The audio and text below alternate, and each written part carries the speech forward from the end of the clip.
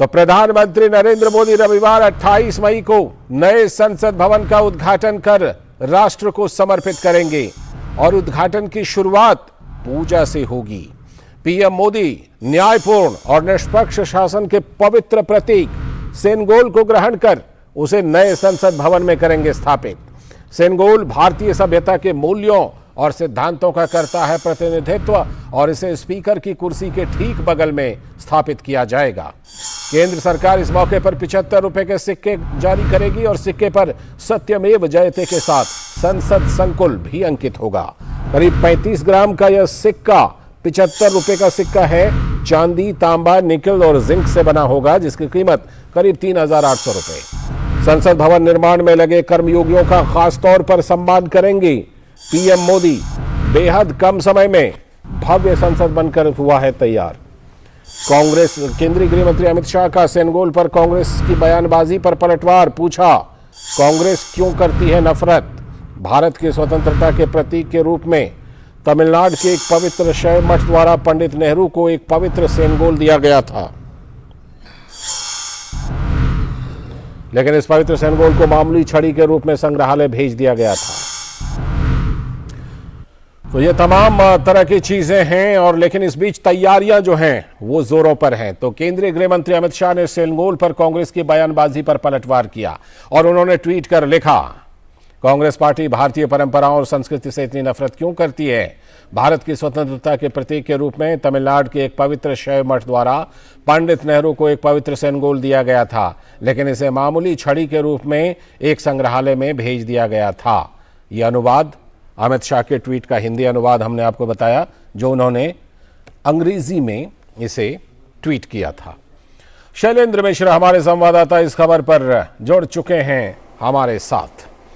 शैलेंद्र, जिस तरह से कि तमाम तैयारियां चल रही हैं, हालांकि कुछ दलों ने बहिष्कार का भी ऐलान किया है, लेकिन जो तैयारी है ऐतिहासिक मौका है और इस ऐतिहासिक मौका को खास बनाने के लिए कौन कौन सी खास तैयारियां हैं शैलेंद्र?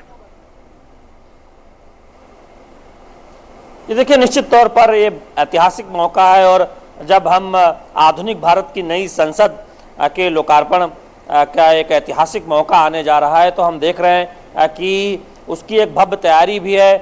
एक खास सिक्का इस दिन इस मौके पर जारी किया जाएगा। प्रधानमंत्री नरेंद्र मोदी जिन श्रमिकों ने योगदान दिया है उनका अभिनंदन करेंगे और हम जानते हैं कि रिकॉर्ड समय में इसे तैयार किया गया है कोरोना की चुनौतियों के बावजूद। निश्चित तौर पर हमने दिखाया है, भारत ने दिखाया है कि आधुनिक भारत की जरूरतों के हिसाब से हम अपनी नई संसद को एक रिकॉर्ड समय में बनाते हैं और कोरोना की चुनौतियों के बावजूद उसे समय से पूरा करते हैं। तो उस लिहाज से आप देखें कि बहुत ऐतिहासिक पल होने वाला है, क्योंकि सेनगोल की स्थापना भी इसी दिन होगी लोकसभा अध्यक्ष के आसन के समीप।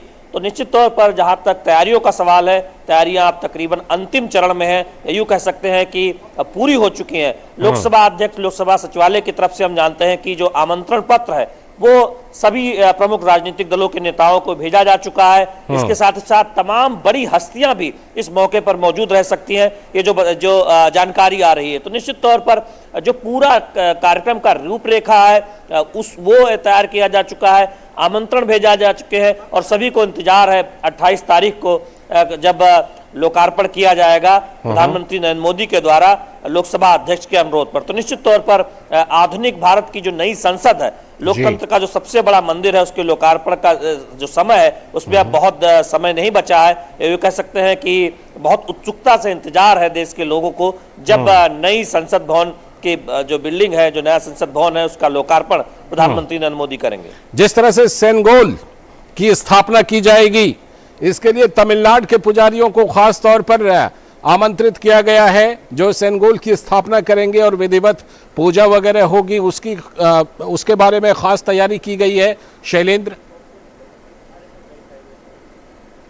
देखिए, हम जानते हैं कि 28 मई को एक तरह से इतिहास पुनर्जीवित होता हुआ दिखाई देगा।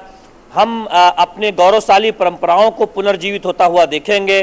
तमिलनाडु से खास तौर पर पुजारी आएंगे और ये वही सेनगोल है जो 14 अगस्त 1947 की रात को पंडित जवाहरलाल नेहरू को दिया गया था और ये प्रतीक के तौर पर, एक न्यायपूर्ण शासन के प्रतीक के तौर पर भारत की जो गौरवशाली परंपरा रही है, चोल साम्राज्य की जो गौरवशाली परंपरा रही है, तमिलनाडु की जो गौरवशाली परंपरा रही है, उसका एक बहुत बड़ा प्रतीक है। और यही वजह है कि हम जानते हैं कि इसे जब एक इलाहाबाद के संग्रहालय में रखा गया, प्रधानमंत्री नरेंद्र मोदी को जब ये बताया गया, तब ये फैसला किया गया कि इसके लिए सबसे उचित और सबसे पवित्र जगह देश के लोकतंत्र का सबसे बड़ा मंदिर है, यानी संसद है।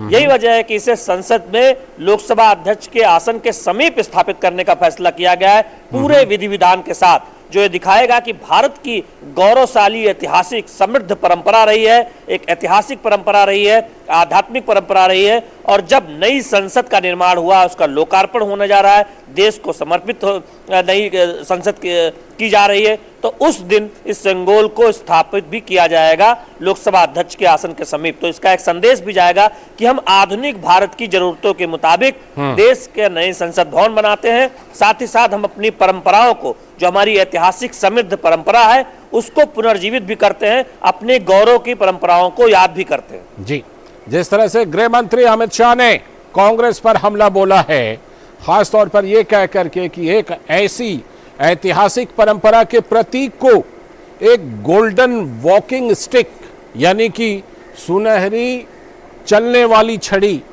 यानी कि जिसको कहते हैं कि घूमने वाली छड़ी कह करके म्यूजियम में रख दिया था, इसको लेकर खासतौर पर गृह मंत्री ने निशाना साधा है कांग्रेस पर कि वो हमेशा संस्कृति, हमारी परंपरा, उसका अपमान करती है। ये भी अपने आप में एक बड़ा मुद्दा बनता हुआ दिख रहा है। शैलेंद्र, देखिए, भारत की संस्कृति पर की जब बात आती है तो कांग्रेस पार्टी का जो रवैया है उस पर बीजेपी सवाल उठा रही है। हमने देखा कि केंद्रीय गृह मंत्री अमित शाह ने जो ट्वीट किया, उसमें उन्होंने कहा कि कांग्रेस पार्टी का भारतीय संस्कृति के प्रति रवैया क्या है, वो दरअसल इसको दिखाता है। तो हम अब से थोड़ी देर पहले बीजेपी के वरिष्ठ नेता रविशंकर प्रसाद ने प्रेस कॉन्फ्रेंस करके जो 9 सवाल कांग्रेस ने पूछे, उस पर बीजेपी का जवाब भी दिया। और जब उनसे सवाल पूछा गया कि जब भारत के नई संसद का लोकार्पण होने जा रहा है, कांग्रेस पार्टी का जो रवैया है, उस पर उन्होंने करारा हमला करते हुए कहा कि जयराम रमेश ने जिस तरह का ट्वीट किया है वो अपने आप में दर्शाता है कि उनकी क्या सोच है। और बीजेपी जयराम रमेश के ट्वीट पर, कांग्रेस पार्टी के रवैये पर, सिंबल को लेकर कांग्रेस पार्टी ने जो रुख दिखाया है, उस पर सवाल उठा रहे हैं कि जब जब भारतीय संस्कृति की बात आती है, भारतीय गौरव की बात आती है, भारत के गौरवशाली इतिहास की बात आती है, तब तब कांग्रेस पार्टी का रवैया क्या रहा है, ये देश देखता रहा है। और इस मुद्दे पर भी अब बीजेपी कांग्रेस पार्टी पर सवाल उठा रही है। जी, बहुत बहुत शुक्रिया शैलेंद्र, जोड़ने के लिए इस खबर पर और चर्चा करने के लिए। तो हमारे